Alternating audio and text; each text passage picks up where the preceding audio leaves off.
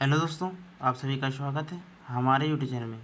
दोस्तों, technical question की इस चैप्टर वाइज सीरीज़ में आप सभी का स्वागत है। दोस्तों, ये क्लास NPCIL 2025 के लिए रहने वाली है, जो अभी वैकेंसी आउट हुई थी। दोस्तों, ये क्लास फिटर और टर्नर ट्रेड के लिए इंपॉर्टेंट रहने वाली है। दोस्तों, इसमें सारे इंपॉर्टेंट क्वेश्चन कराए जाएंगे जो आपके एग्ज़ाम के पॉइंट ऑफ व्यू से बहुत इंपॉर्टेंट रहने वाले हैं। दोस्तों, ये इसकी क्लास फर्स्ट है। तो दोस्तों, आज की क्लास स्टार्ट करते हैं।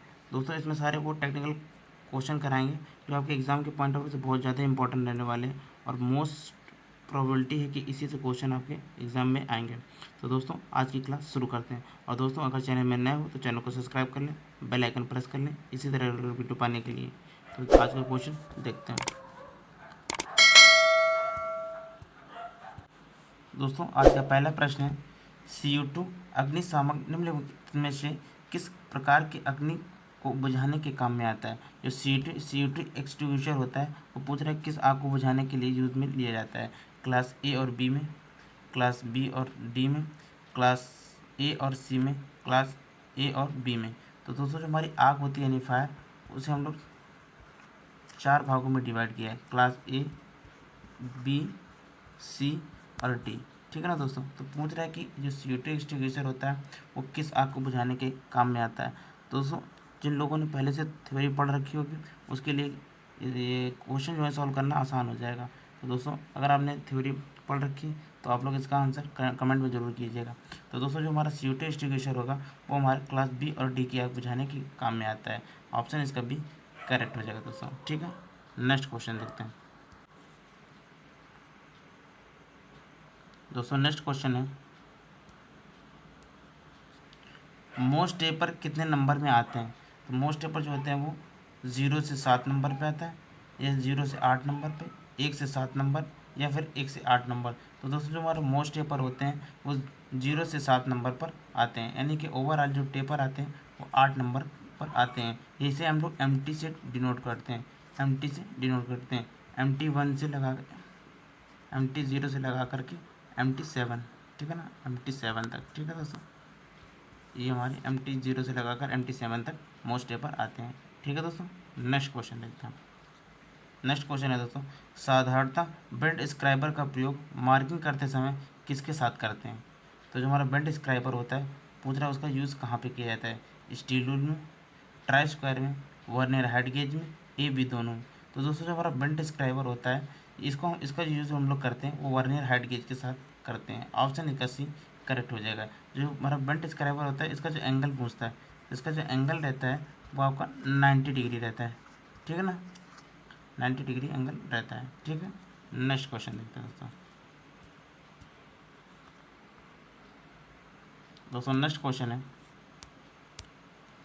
सोल्डिंग टूल को डैश डैश कहा जाता है। ये क्वेश्चन 2022 में पूछा हुआ है। सोल्डिंग नाइफ बोलते हैं इसको, सोल्डरिंग पंच बोलते हैं, सोल्डरिंग आयरन बोलते हैं, या सोल्डरिंग इलेक्ट्रोड बोलते हैं। तो जो सोल्डरिंग टूल होता है उसे हम लोग सोल्डरिंग आयरन के नाम से जानते हैं। ऑप्शन इसका C करेक्ट हो जाएगा दोस्तों। ठीक है, नेक्स्ट क्वेश्चन देखते हैं दोस्तों। नेक्स्ट क्वेश्चन है, पिन पंच का प्रयोग करते हैं। ये question Delhi metro rail corporation में पूछा हुआ है। डॉवल पिन या टेपर पिन को निकालने में, गर्म धातु को सुराख करने में, मार्किंग को पक्का करने में, या इनमें से कोई नहीं। तो दोस्तों, जो पिन पंच होता है उसका प्रयोग जो होता है वो डबल पिन और टेपर पिन को निकालने के लिए करते हैं। ऑप्शन इसका एक करेक्ट हो जाएगा। ठीक है, नेक्स्ट क्वेश्चन देखो। नेक्स्ट क्वेश्चन है, स्लिप गेज का दूसरा नाम क्या है। ये क्वेश्चन RRB ALP में पूछा हुआ है। उसे रोलर गेज बोलते हैं, जॉनसन गेज बोलते हैं, रिंग गेज बोलते हैं, या टेपर गेज बोलते हैं। तो दोस्तों, हमारा जो स्लिप गेज होता है उसका दूसरा नाम जो होता है हमारा जॉनसन गेज होता है।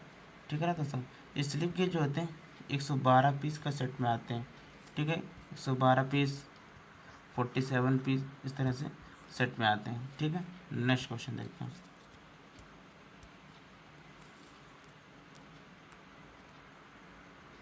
दोस्तों, नेक्स्ट क्वेश्चन है, भारी रेडियल लोड के लिए उचित बियरिंग है। जो भारी रेडियल लोड होता है उसको उठाने के लिए हम लोग कौन सी बियरिंग का यूज़ करते हैं, ये पूछ रहा है क्वेश्चन में। बॉल बियरिंग का, निडल बियरिंग का, या फिर बुश बियरिंग का, या फिर रोलर बियरिंग का। तो दोस्तों जो हमारे भारी रेडियल लोड होता है वहाँ पे हम लोग रोलर बियरिंग का यूज़ करते हैं। ऑप्शन डी इसका करेक्ट हो जाएगा दोस्तों। ठीक है दोस्तों, नेक्स्ट क्वेश्चन देखते हैं। दोस्तों नेक्स्ट क्वेश्चन है, सामान्य वर्कशॉप संबंधित कार्यों के लिए कौन सी श्रेणी का स्लिप गेज इस्तेमाल किया जाता है? श्रेणी 0 का, श्रेणी 00 का, श्रेणी 2 का या श्रेणी फर्स्ट का? तो दोस्तों जो हमारा वर्कशॉप में हमारे जो स्लिप गेज होते हैं वहाँ पे हम लोग श्रेणी 2 यानी ऑप्शन सी इसका करेक्ट हो जाएगा, श्रेणी 2 का यूज़ करते हैं। ठीक है ना दोस्तों। और जो हमारा ये श्रेणी 1 होता है इसका यूज़ हम लोग टूल रूम में करते हैं। कहाँ पे करते हैं? टूल रूम में, टूल रूम में। ठीक है, टूल रूम में किया जाता है। नेक्स्ट क्वेश्चन देख, नेक्स्ट क्वेश्चन है, गैस वेल्डिंग का नोजल किस धातु का बना होता है? टिन का, कॉपर का, लेड का या फिर पीतल का? तो दोस्तों जो गैस वेल्डिंग का नोजल होता है वो आपका कॉपर का बना रहता है। ठीक है, ऑप्शन इसका भी करेक्ट होगा। जबकि इसकी बॉडी होती है, बॉडी गैस वेल्डिंग की नोजल वो हमारा ब्रास यानी पीतल का बना रहता है। ठीक है, अगर बॉडी पूछेगा, अगर आपको नोजल पूछेगा तो कॉपर का, और पूरी जो बॉडी रहती है आपकी यानी ब्रास पीतल की बनी होती है। ठीक है, नेक्स्ट क्वेश्चन देखते हैं। नेक्स्ट क्वेश्चन है, टैप के किस अवयव को, यहाँ पे ग्राइंड होगा, ग्राइंड करके शार्प किया जाता है? ये क्वेश्चन यूपीआरएल में पूछा हुआ है। पॉइंट को, बॉडी को, फ्लूइड को या इनमें से कोई नहीं? तो दोस्तों जो टैप होता है उसके हम लोग फ्लूइड को ग्राइंड करते हैं। ऑप्शन सी इसका करेक्ट हो जाएगा। टैप जो होता है इसका प्रयोग अंदरूनी थ्रेड बनाने के लिए किया जाता है, जबकि जो डाई होती है उसे हम लोग बाहरी थ्रेड बनाने के लिए यूज़ करते हैं। नेक्स्ट क्वेश्चन है,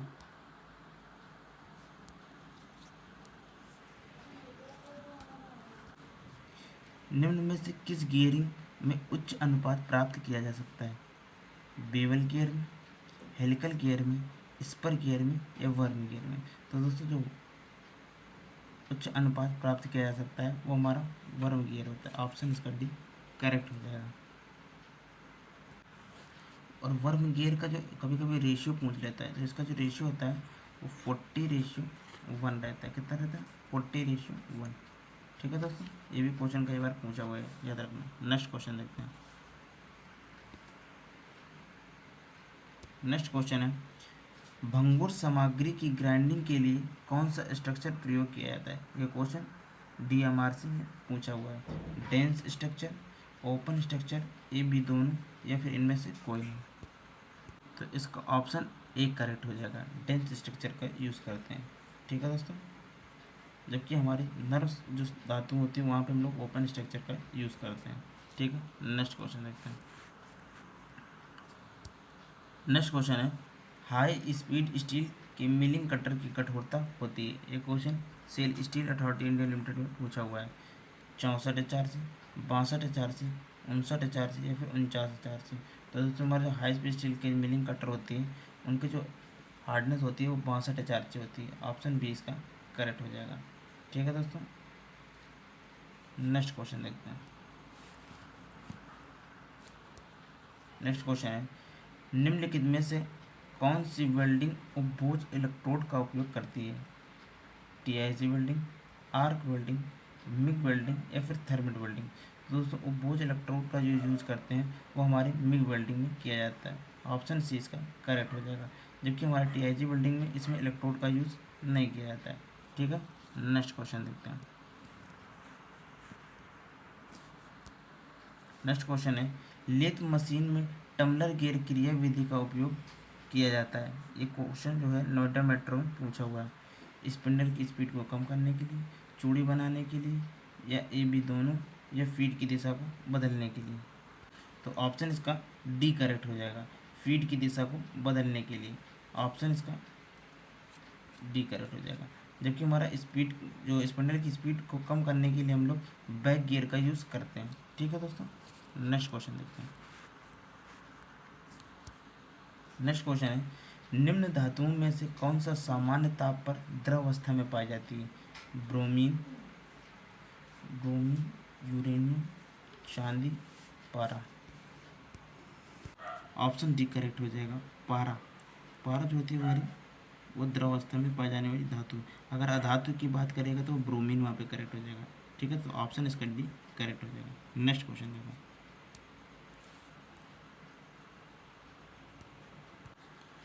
निम्न में से कौन सा माइक्रोमीटर का भाग नहीं है? तो ऑप्शन है थिम्बल, स्लीव, लेग, एनविल। तो ऑप्शन सी करेक्ट हो जाएगा। लेग जो होता है हमारा, ये हमारा माइक्रोमीटर का भाग नहीं होता है, जबकि हमारा थिम्बल, स्लीव और ये एनविल माइक्रोमीटर के भाग हैं। ये क्वेश्चन यूपीआर में पूछा हुआ है। नेक्स्ट क्वेश्चन देखते हैं दोस्तों। नेक्स्ट क्वेश्चन है मृद सोल्डर में कितना प्रतिशत टिन होता है? ये क्वेश्चन डीएमआरसी में 2018 में पूछा हुआ है। 63%, 30%, 37% या फिर 42%। तो दोस्तों जो मृद सोल्डर होता है उसमें आपका जो टिन की मात्रा होती है टिन की, वो आपकी 63% रहती है। ऑप्शन इसका ये करेक्ट हो जाएगा। नेक्स्ट क्वेश्चन देखते हैं दोस्तों। नेक्स्ट क्वेश्चन है सरफेस गेज का दूसरा नाम है scribing block, fix gauge, marking tool या इनमें से कोई नहीं। तो दोस्तों सरफेस गेज होता है उसका दूसरा नाम होता है स्क्राइबिंग ब्लॉक। ऑप्शन इसका ए करेक्ट हो जाएगा। ठीक है, नेक्स्ट क्वेश्चन देखते हैं